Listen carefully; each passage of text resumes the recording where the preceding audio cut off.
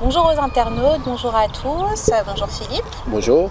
Alors bienvenue dans ce nouveau numéro. Aujourd'hui nous allons parler d'une actualité prochaine, Oui. L'indépendance du Congo, donc, qui aura lieu le 30 juin 2018. Et il y a la Belgique qui a décidé d'ériger une statue, la statue de Lumumba, à cette occasion. Donc voilà, on voulait vous en informer, en savoir un peu plus nous-mêmes. Alors qu'en est-il ? Bah écoute, déjà Priscilla, bonjour et bonjour les internautes. Donc déjà j'apprécie cet endroit, ce magnifique endroit.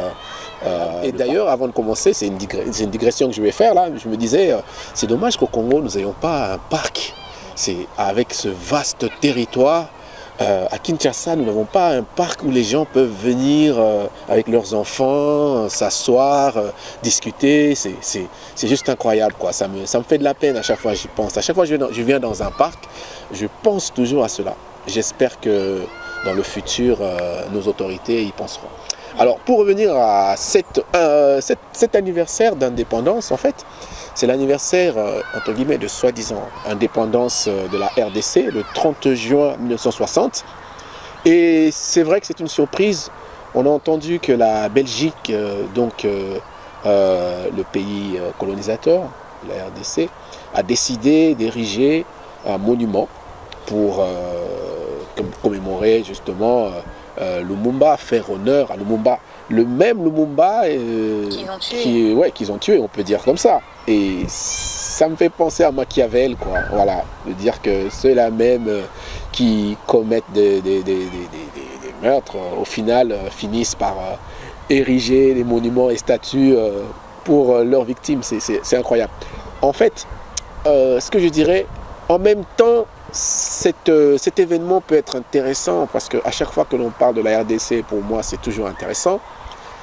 Mais maintenant, est-ce que nous sommes vraiment d'accord d'avoir ce monument en Belgique? C'est la grande question. Est-ce que les Congolais sont fiers? Ma réponse à moi, je dirais, quelle fierté je peux avoir si je vois que ce pays qui est la Belgique n'a pas eu non seulement à s'excuser, mais surtout, parce que s'excuser c'est une chose, mais surtout à voir dans quelle mesure il peut dédommager le Congo pour l'avoir réduit à l'état où il est aujourd'hui. La Belgique n'ayant pas fait ça, je me dis à quoi bon de faire des monuments, des statues et tout ça, c'est cosmétique, quoi. Ça me dit rien en fait, personnellement. Voilà, moi ça me dit rien.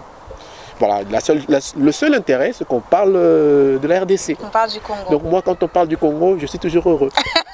Voilà, en gros, c'est ça. Donc finalement, c'est un non-événement pour toi? C'est un non-événement. J'aimerais plutôt qu'on enseigne à la jeunesse congolaise qui était réellement Lumumba. Parce que je pense que c'est bien de dire, oui, Lumumba, c'est un héros de l'indépendance, mais il était qui Lumumba? Cet homme qui est devenu Premier ministre à 35 ans. 35 ans. Alors que nous avons Macron à 39 ans président, on dit waouh, c'est le président le plus jeune du monde et tout ça là. Mais nous avions eu, nous, un Premier ministre à 35 ans. Et ce que les Congolais oublient, c'est que ce Premier ministre n'était pas bardé de diplôme. Je crois que son niveau d'études maximum, on pouvait dire c'est l'équivalent peut-être du bac ou encore moins. Ouais, il était animé par voilà. Une vraie envie de... C'est vraiment des personnes qui étaient des autodidactes. Ouais. Comme quoi, en fait, on nous a toujours trompés en nous disant qu'en fait, il faut être bardé de diplôme pour faire des grandes choses. Absolument pas. Voilà. Il faut que tu sois animé de conviction, que tu sois intéressé à chercher la vérité, à chercher, à s'intéresser, à lire. Il lisait beaucoup, Lumumba. Il lisait beaucoup. Voilà, ça c'est des choses que j'ai découvert en étudiant un peu le personnage. C'est quelqu'un qui aimait la lecture, c'est quelqu'un qui a lu énormément les révolutions ailleurs et tout ça. Donc, c'est quelqu'un qui s'intéressait à l'environnement qui était autour de lui. Combattant de l'indépendance, aujourd'hui victorieux, je vous salue au nom du gouvernement congolais. À vous tous, mes amis, qui avez lutté sans relâche à nos côtés, nous avons connu les ironies, les insultes, les coups que nous devions subir matin, midi et soir, parce que nous étions des nègres. nous avons connu que la loi n'était jamais la même, selon qu'il s'agissait d'un blanc ou d'un noir.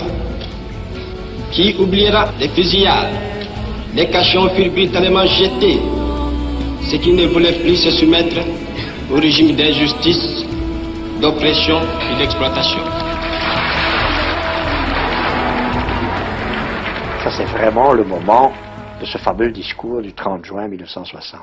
Beaucoup de gens alors ont dit il a signé son arrêt de mort avec ce discours, puisque le gouvernement belge alors, qui ne voulait pas de lui, pas seulement à cause du discours du 30 juin, mais parce qu'il était Patrice Lumumba et que ça ne coïncidait pas avec l'espérance des Belges, ni avec celle des Américains, ni avec celle, enfin, de beaucoup de gens du monde des affaires. Bien longtemps d'avance, j'ai souvent lutté contre l'injustice. J'étais profondément éduqué dans la doctrine, pour ainsi dire, vraiment chrétienne. J'avais ce sentiment et mon père, ma mère m'ont toujours dit il ne faut pas être méchant, il faut être bon envers les gens, même quand on vous a frappé, il ne faut pas répondre. Et alors je n'ai jamais compris dans ma vie pourquoi à l'école on nous enseignait il faut être bon, il faut la charité chrétienne, il faut l'amitié entre les hommes. Comment on peut concilier l'instruction que les Européens nous donnaient à l'école, les principes de civilisation et de morale, avec les actes que ces Européens commettaient vis-à-vis des populations noires. Et c'est en faisant cette observation au jour le jour, à comparer les principes qu'on nous enseignait, les actes que ceux qui nous enseignaient commettaient. Et alors, je voyais chaque fois la contradiction. C'est alors que j'ai commencé à prendre de plus en plus conscience, n'est-ce pas, que alors, j'ai commencé, n'est-ce pas, à étudier les révolutions à travers l'humanité, très souvent la Révolution française, les causes qui ont été à la base de cette révolution. Pourquoi ces gens se sont révoltés? Pourquoi ils ont lutté pour la liberté? Et j'ai compris que vraiment, à travers toutes les révolutions, il y a un élément profond. C'est la lutte contre l'injustice, contre l'oppression.